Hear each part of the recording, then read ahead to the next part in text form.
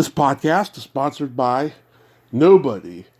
Hey dudes, welcome to Splat from the Past, the only 80s themed horror sci-fi show where things can get totally radical. Now today, I will be welcoming Reuben Trane. He produced the 1977 Ken Wiederhorn criminally underrated zombie classic Shockwaves, which is celebrating its 45th anniversary. He also produced King Frat, which was a college sex comedy movie. And then he left the business and went into working with boats up in Florida. And we're going to talk about all of that stuff today. And I cannot wait. I love Shockwaves. Like I said, it's a very underrated movie. And it's going to be a great conversation. And that's about it. So, here is my interview with Reuben Trane.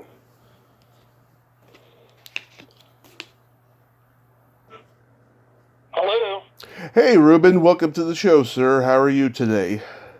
I'm doing fine. Yourself? I am spectacular. I want to thank you so much for taking the time today. This is wonderful. Well, you're welcome. So, going back in time, did you gravitate toward film early on in your childhood? Actually, I did. I remember there was some sort of contest run by someone or other that you could win a camera and do this and do that. And I entered it. Of course, I didn't win, but certainly had early thoughts. And when I first went to school, into college, my family had a 16 millimeter camera that we used growing up. I wasn't allowed to use it very much because of the cost of film. And once I was in school, in college, I bought myself an 8 millimeter and started fooling around. Do you remember the first movie you ever saw? Do I remember the first movie I ever saw? No. How about the first movie that you could remember had an influence on you? Oh, geez. I don't know. That's a totally different question. I enjoyed the new wave back in the 60s, these French movies. Lonnie Dernier at Marienbad, I guess, was one. A bunch of films that didn't seem to be out much, but they certainly were very avant-garde, let's put it that way. Yeah. I remember Blow Up as being a very impressive film back in that same era. Oh, yeah, it's a great movie. I actually talked to the mime from that movie last year. Really? Yeah. I didn't even know he was still alive until a colleague of mine interviewed him. Yeah, well, I'm thinking about watching it again on Netflix. I haven't seen it since I saw it in the theaters. Yeah, it's a great movie. So you liked all the stuff like Ingmar Bergman and... Yeah, Seven Seal. I grew up on that stuff. Did you like Hitchcock or Kubrick or any of those guys? Hitchcock actually lectured at Columbia while I was there. And I loved watched every single Hitchcock movie. Nice. So you attended Columbia, but you also attended the University of Miami? Yeah, Miami is where I got my undergraduate degree. And I realized it was a degree, but that was about it. And so I applied to a couple of grad schools, and Columbia took me in, so off to Columbia I went. You won a Student Academy Award for a short called Manhattan Melody? Yeah, that was our thesis film. Ken Wiederhorn and I did that as our thesis film at Columbia. And I actually was back in Miami at the film school, sort of, touching base with my old professors, etc. And there was a banner that said, here's a film contest, or I had no idea what it was, other than, so I entered it there. And that turned out to be the qualifying round to go to California for the first of the student awards. What was the inspiration behind that film? Manhattan Melody? Yeah. Well, we needed to do a thesis film. You can't graduate, you can't get your MFA from Columbia without a film. Of course. So And then obviously it makes sense to partner up with somebody to share costs and the work. And we wanted to make not a typical student film. Most student films are all this, personal stuff about how awful it is growing up, or this, that, and the other. And they're very, very, angst oriented. And we just wanted to make a movie that people would enjoy. The beginning, the middle, and end, and the story with actors, and the full range of movie making. In a relatively short period of time. I think it was about 15 minutes. Mm-hmm. You got a bunch of other students together and had them, do scripted lines and wear costumes and all of that.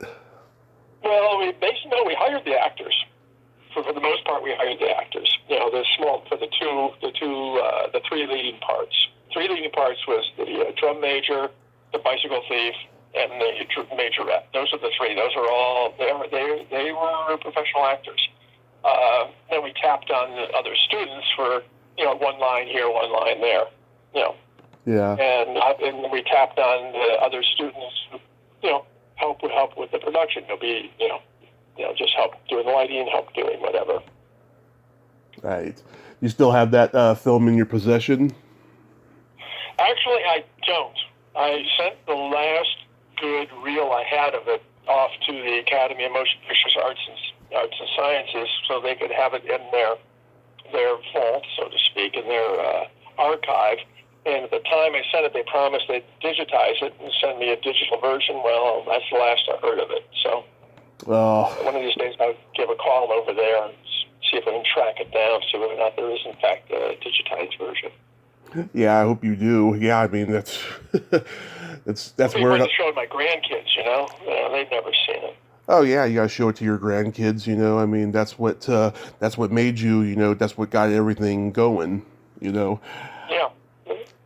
Have you seen the film? You probably haven't seen the film, right? I haven't seen the film, no. But like with a name like Manhattan Melody, I mean that's a very catchy name for a film. Yeah, it was a good name. It was a good name we came up with. And we shot all around New York City, and we shot over in New Jersey. The story basically is a drum majorette runs away from high school over in Jersey and goes to the big city. And she runs into this inept thief who cannot steal anything for the life of him. And the two of them start doing street performances. And once they figure out the way to do it so they can actually make some money, the drum major from New Jersey comes through the Lincoln Tunnel in full regalia and tracks her down. The end of it, the last shot is the back in New Jersey. She's twirling her baton. The drum major is strutting up front, and tailing along the back of the band is our thief playing the snare drum to the kids. Nice. So what's the genesis of Shockwaves? Well, it was kind of the same thing. Here we are, two grads, and and we figured, heck, we knew how to make movies, and so we figured, well, let's raise a few bucks and see if we can make a commercially viable movie. And so essentially it had to be a exploitation movie, and rather than going to the route to hardcore or softcore porn, we decided to do a horror film. And so we wanted to keep the audience as big as possible. So it was wanted to have a PG rating, not an R rating. And we did not want to do a blood effects. So we ended up tossing around ideas, and God knows how we came up with the idea of Nazi zombies, but we did. And they'd be underwater Nazi zombies, because we're here in Florida. It's where we were going to shoot it, because that's where I was living at the time. And might as well use what's available. And so we came up with the idea of these Nazi zombies having been sort of ignored since World War II underwater someplace. We never do say where it was. Right. Come back to start wreaking havoc on these poor shipwrecked folk.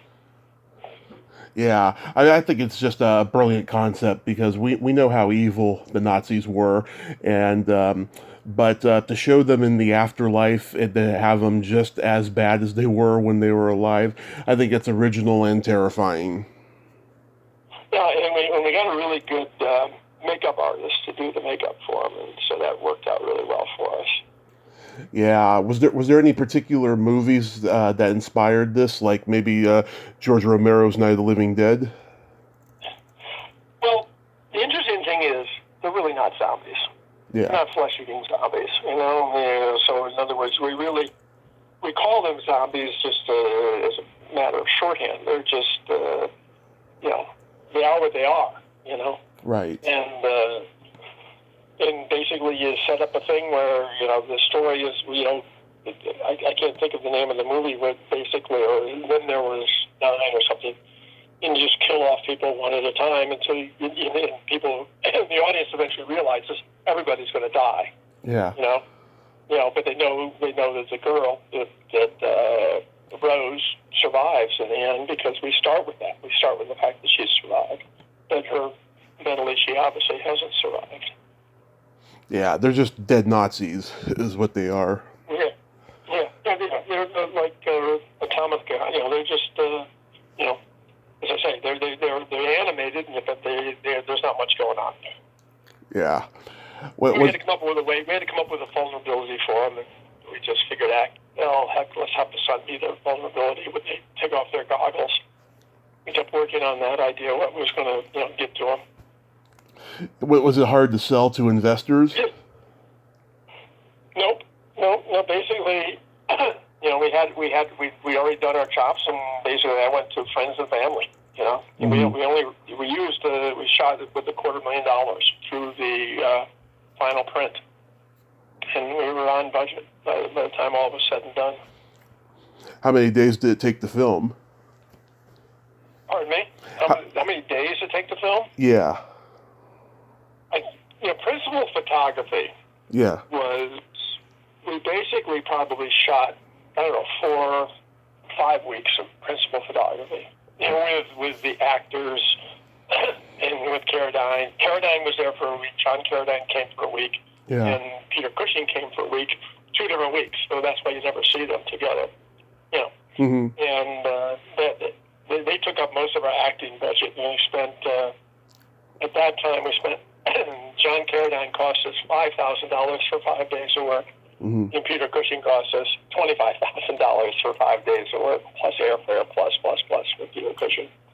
Wow. He was a hoot because he'd just come off shooting the first of what's it called? Star Wars? But was it Star Wars? Yeah, the first of the Star Wars. Mm-hmm.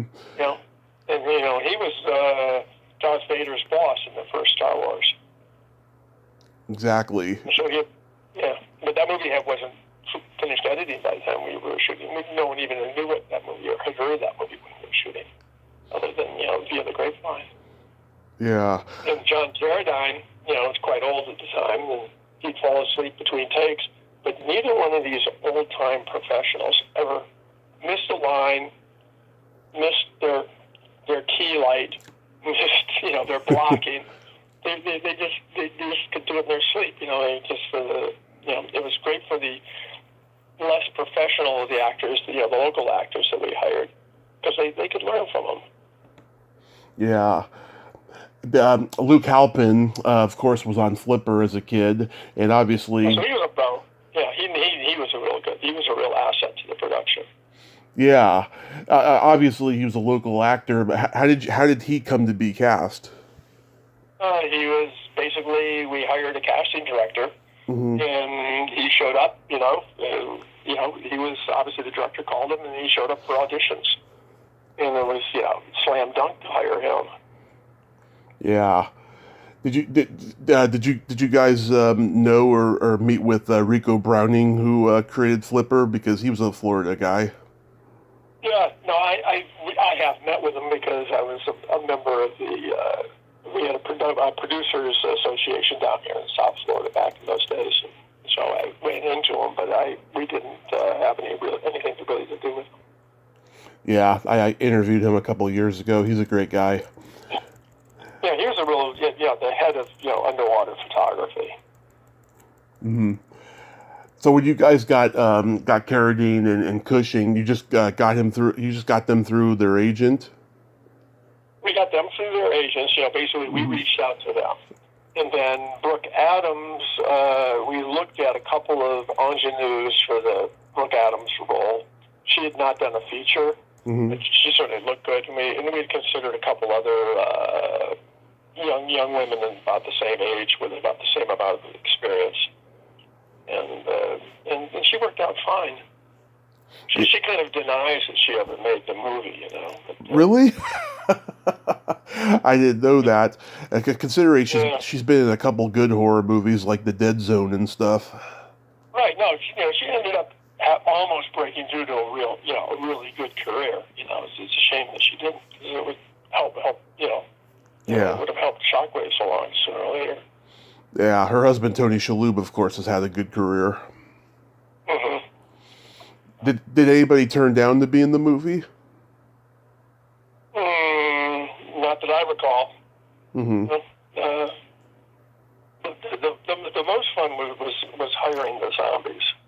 Mm-hmm. We literally put out, back in this is obviously pre-internet days, so we did a classified ad in the Miami Herald, which was the paper for down here, with the headline "Zombies Wanted," and a couple of lines of text, and we hired at one of the local motels. We hired a meeting room, and so basically anybody that called in on that was given the time and place for the meeting, and we'd had, 20, 30 guys show up for the zombie parts. Yeah. But what was really interesting that we didn't find out until we completed production was one of the zombies that we actually hired, Jay Mader, was a working writer for the Miami Herald at the time, and he was sent over by his editor to see if we were running a scam. Yeah. Because lots of stuff goes on. Casting for a big movie, and a bunch of, we need teenage dancers, and a bunch of kids will show up, and then all of a sudden their parents are pulling out money for auditions. They need to go to this dance thing. It's going to be $500 here, $100 here. No, this was the real thing. Are any of those guys still alive? The zombies? Yeah. I assume most of them are around. Yeah. I haven't really followed them. One of them was the fat zombie that we shaved his head. He was a comic book aficionado, and it turns out he ended up having a bit of a career in the movies. Ended up doing a little bit parts here and there and what have you. Our key zombie was this guy that who knows how that would virtually do anything for us. And I don't know if there's scenes where you see a zombie walking amongst the coral, just walking amongst the coral in long shots. You can see that here's a guy, 20 feet underwater walking. Yeah. And, and there's no one around him. And the way we shot that, again, being a low budget, is he and I went down, and we took out a skiff out onto the reef off of Pennycamp Park in Key Largo. Mm-hmm. One of the actors stayed in. We had another actor that just came down for the heck of it to be the third person. Right. And so he stayed in the skiff, and the two of us went down. I had the tank on, and basically I would share the tank with our extra there, our zombie. And once he got down there, I would swim away from him. He couldn't see anything because those goggles were worthless underwater.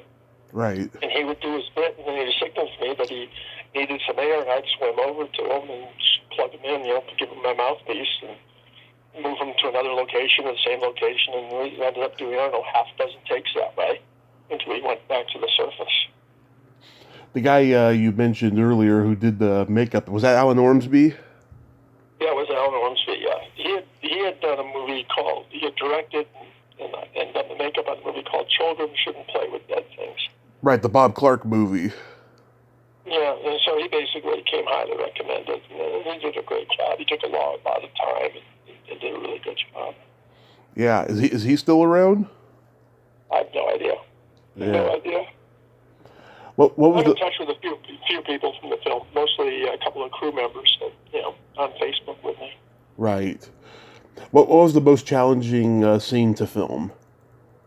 The most challenging scene to film? That's a good question. Yeah. Oh, geez, let me think about that. Because there's nothing in that movie that's like a heavy-duty production shot, so to speak. There's, like you'd see in a horror movie today with CGI effects and stuff. Lots of times it was like we would end up filming beach scenes, and we were at the nude beach on Key Biscayne, and every now and then you're in the middle of a shot, all of a sudden you look at the background of the shot, and there's some fat guy stark naked walking through the frame, Yeah. Those kinds of things happen from time to time. Now, obviously, when you're trying to do the boat stuff out on the water, you got to worry about other boats coming in the frame, this, that, and the other. I don't know. It was at the time, in my opinion, it was all pretty damn challenging. With a low budget, you're working long days, or what have you. But no, there was nothing. It was ridiculously difficult to do. Yeah, it seems like you had a lot of responsibility as producer and DP on the film.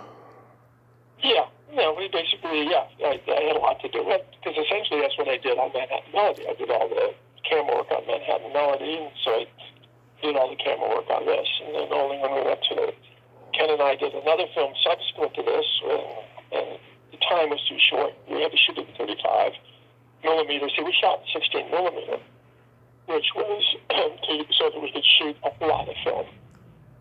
Because when we were done with principal photography, we went into all second unit, essentially, photography to do all the zombies. Yeah. And so all the zombie stuff was done towards the end of the production, except for the interface, of course, with the actors.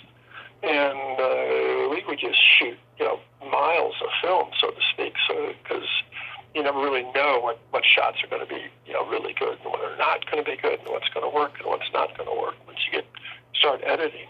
And then the film, we flew to New York City. Back in those days, we literally had a PA drive the film to the airport. It was checked as luggage on an airline. At the other end in New York, a PA would pick it up and then run it to the lab. And then the next morning, they'd reverse the procedure and run the film back down. So by the end of the next day of shooting, we'd have dailies. Well, it wasn't like you had the film lab around the corner. Yeah, what was the screenings for the movie like? The screenings? Yeah. I mean, for potential distribution, or for audiences, or what? For audiences, like was there? I never saw the movie with an audience. To be honest with you. We tracked it down in Scranton, PA, drive-in. But that's not. We didn't even go watch the movie. We just tracked it down so we could take a picture of the marquee. I never saw it in the theater. And we had a pretty good screening at MGM. They wanted to buy the film, and but it wasn't. It just was all of us. That went to it. So it was no big deal. Yeah, they probably ultimately saw it as Grindhouse. Yeah. Yeah. It would have been fun to have seen it with a real audience. And when I, show it now, what do we do is when the friends are over and we got nothing better to do, we'll, throw it up on the big screen. And, it's on Amazon, I think, still has it, or somebody's got it out there. And so we just, pull it up and watch it. And it's always fun to talk your way through it, kind of like... There was a DVD for a while ago, years ago, where they had these two animated characters in the front row. You probably know what I'm talking about. Yeah. They talk all the way through the movie. Mystery Science Theater 3000. That's it, exactly. Yeah. If we ever had a showing, I don't know if we ever had a showing on that show or not. But CBS picked it up and had a couple of late night network releases when they were doing late night. Yeah. Stuff. Oh, that's good. Yeah, how I discovered Shockwaves, I saw another movie that Ken Wiederhorn directed called Meatballs Part 2, and Uh-huh. there's a screening for the movie in the movie for the camp counselors, and for years I was like, God, what is that movie? And then when the internet came, I discovered the movie was called Shockwaves, and so I rented it, and I loved it ever since. Oh, is that funny? That Yeah. is so funny. Yeah. Otherwise, I don't know if I would have found out about it. Maybe I would have, but yeah, that's how I found out. More recently, I think a poster has shown up more recently on a TV show. Uh huh. Yeah, I have a Uh poster of the movie and I have a T-shirt of the movie that I got from HorrorCons. huh. Mm-hmm. So The then, movie's been translated into a gajillion languages. You know, all of our profits came from foreign distribution. that's I cool. think we broke even. We probably paid off the negative from the U.S. distribution, which no better. But then, as I say, the profits, and it's really nice to have your first movie make profits. Were from foreign distribution and the TV, and then subsequently the videotape rights. Yeah, that is pretty cool.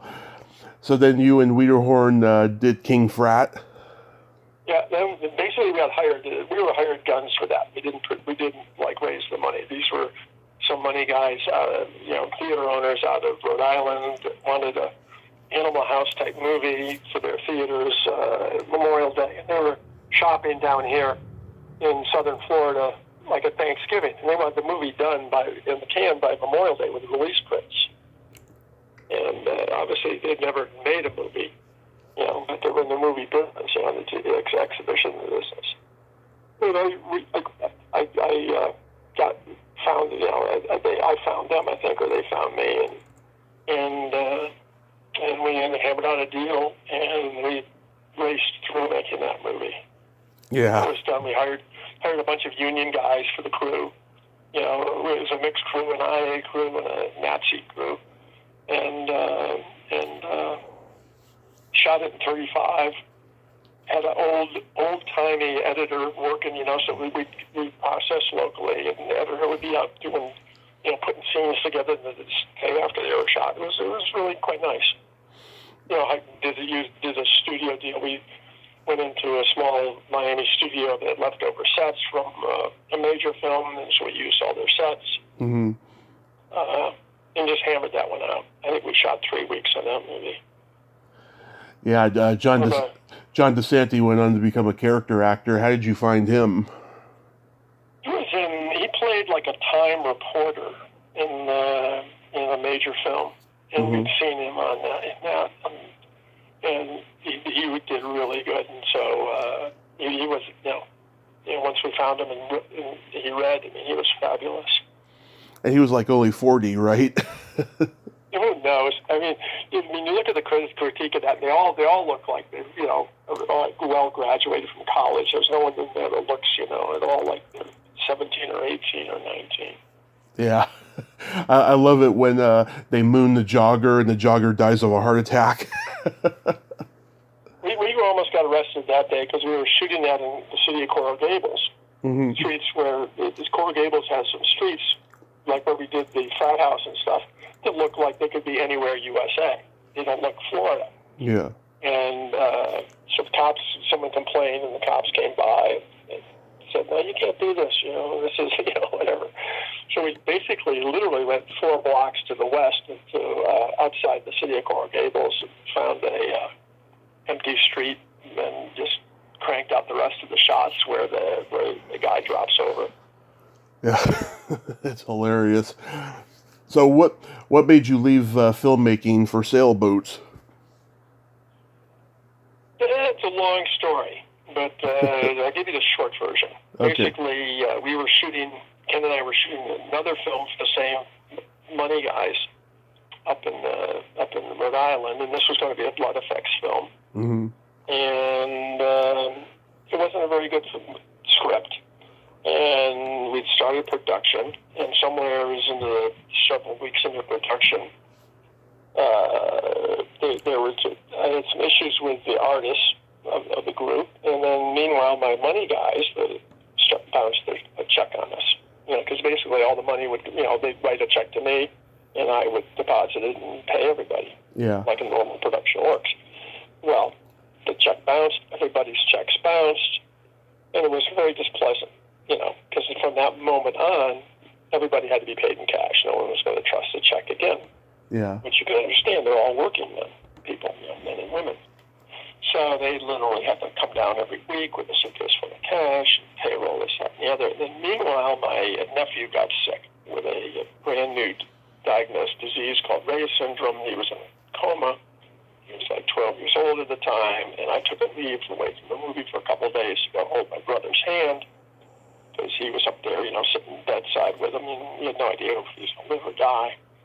And he was separated from his wife, and so it was a bad time. And I'm sitting up there with my wife, and we started thinking about this movie that we're making. And it's a movie that even I wouldn't want to watch, when it was done. So I decided to when I came back to Miami after spending time in Springfield with my brother, I told these guys to, go find someone else to do what I was doing.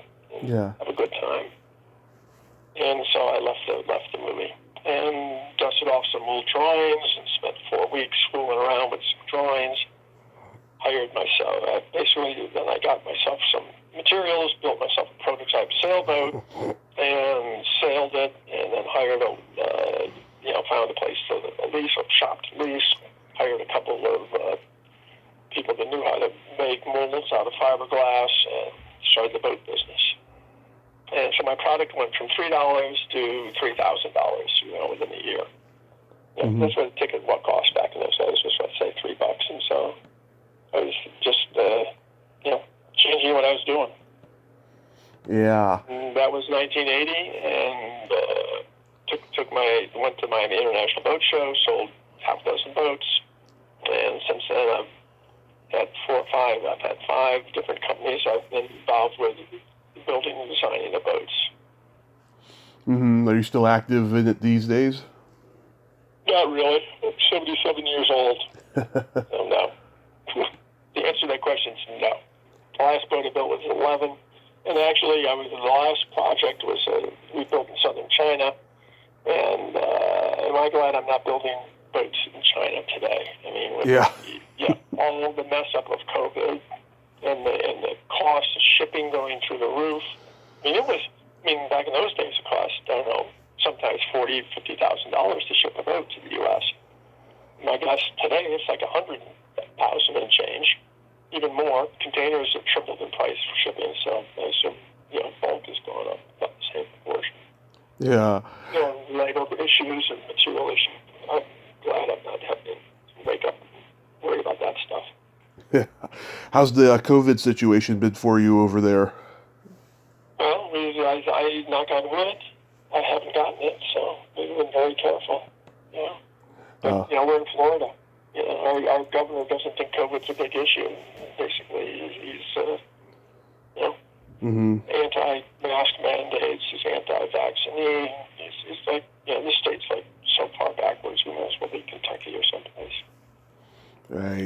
Right. Well, Reuben, I want to thank you for coming on today, and I just love this movie, Shockwaves.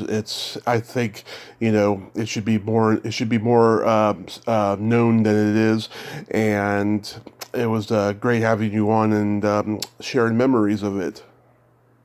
Who would have thought? What is it now? 50 years after we shot the damn thing? Yeah. It was still available, essentially 45 years. Yeah. Still out there. And people are still watching it. It's pretty. That to me is the amazing thing. It's pretty phenomenal, isn't it? Yeah, it really is. And we don't get any. We sold the digital rights a long time ago, so we don't get anything from the writers anymore. But as I said, it's like who would have thought it? Back when we were, sitting around schmoozing and saying, "Well, what are we going to do? Oh, how about Nazi zombies?" Yeah. Well, you have yourself a great day, and please stay safe. Yeah. Okay, thank you. It's been great talking to you, Tommy. Thank you so much. Bye-bye. Bye-bye. Well, there you have it. Reuben Trane. Ain't he a cool dude? Nice man. Great stories about shockwaves. If you haven't seen it, go see it. It's a great, great zombie flick. Well, until next time, this is Tommy Throwback Kovac saying there's no shame in living in the past because the present sucks. Later, dudes.